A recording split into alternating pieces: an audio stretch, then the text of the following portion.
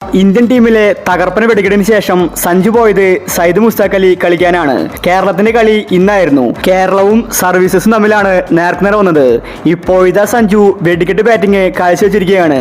Indian ടീമിൽ എങ്ങനെയാണ് കളിച്ചത് അതുപോലെയാണ് സഞ്ജു ഇന്ന് സയ്യിദ് മുസ്താഖ് അലിയിൽ കളിച്ചിരിക്കുന്നത്. സഞ്ജുവിനെ തളയ്ക്കാൻ സർവീസസിന് സാധിച്ചില്ല. അപ്പോൾ ഇന്നത്തെ സഞ്ജുവിന്റെ ഇന്നിങ്സിനെ പറ്റിയാണ് നമ്മൾ ഈ ഒരു വീഡിയോയിൽ പറയുന്നത്.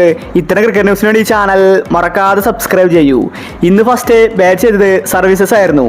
അവർക്ക് നല്ല തുടക്കമായിരുന്നു ഇന്ന് ലഭിച്ചത്. പിന്നീട് അവരുടെ വിക്കറ്റ് കേരളം നേടി. അങ്ങനെ ഇന്ന് സർവീസസ് 20 ഓവറിൽ 9 വിക്കറ്റ് നഷ്ടത്തിൽ 149 റൺസാണ് എടുത്തിട്ടുണ്ടായിരുന്നത്. കേരളത്തെ സംബന്ധിച്ച് ഇത് ചെറിയ സ്കോറായിരുന്നു. സയ്യിദ് മുസ്താഖ് അലി T20 ആയതുകൊണ്ട് സഞ്ജുവിന്റെ ഇഷ്ട ഫോർമാറ്റ് ആയിരുന്നു. അതുകൊണ്ട് തന്നെ സഞ്ജു ഇന്ന് ഓപ്പണിംഗിൽ കളിച്ചു.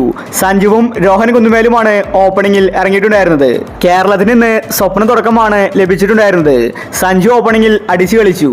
കളി ഇപ്പോൾ നടന്നുകൊണ്ടിരിക്കുകയാണ്. ഒടുവിൽ വിവരം ലഭിക്കുമ്പോൾ സഞ്ജു 42 റൺസ് എടുത്തിട്ടുണ്ട്. അതും 27 ബോളിൽ നിന്ന്. സഞ്ജു 9 ഫോറുകൾ അടിച്ചിരിക്കുകയാണ്. അതുപോലെ രോഹൻ കുന്നുമേലുമാണ് ഫസ്റ്റ് ഇറങ്ങിയത്. പക്ഷേ രോഹൻ അധികം ആയുസുണ്ടായിരുന്നില്ല. 27 റൺസ് എടുത്ത് രോഹൻ ഔട്ടായി മടങ്ങി. പിന്നീട് വന്നത് വിഷ്ണു വിനോദായിരുന്നു. വിഷ്ണുവിന്റെ ഒരു വെടിക്കെട്ട് കാണാൻ ആരാധകർ കാത്തിരുന്നു. എന്നാൽ വിഷ്ണു നിരാശപ്പെടുത്തി. 4 റൺസ് എടുത്ത് വിഷ്ണു മടങ്ങി. ഒടുവിൽ വിവരം ലഭിക്കുമ്പോൾ കേരളം 80 റൺസിൽ 2 വിക്കറ്റ് പോയിട്ടുണ്ട്.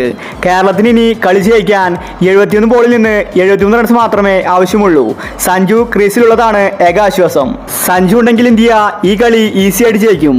സഞ്ജുവിന് വേണമെങ്കിൽ ഇന്നത്തെ മാച്ചിൽ സെഞ്ചുറി അടിക്കാൻ സാധിക്കും. അതിനുള്ള റൺസ് അവിടെയുണ്ട്. എന്തായാലും സഞ്ജു സയ്യിദ് മുസ്താഖ് അലിയിൽ തകർത്തടിച്ചിരിക്കുകയാണ്. ഇനി സഞ്ജുവിനെ പിടിച്ചു കെട്ടാൻ എളുപ്പമല്ല. സഞ്ജു അത്രയ്ക്കും ഫോമിലാണ്. അപ്പോൾ ഇന്ന് കേരളം ജയിക്കുമെന്ന് തന്നെ നമുക്ക് പ്രതീക്ഷിക്കാം.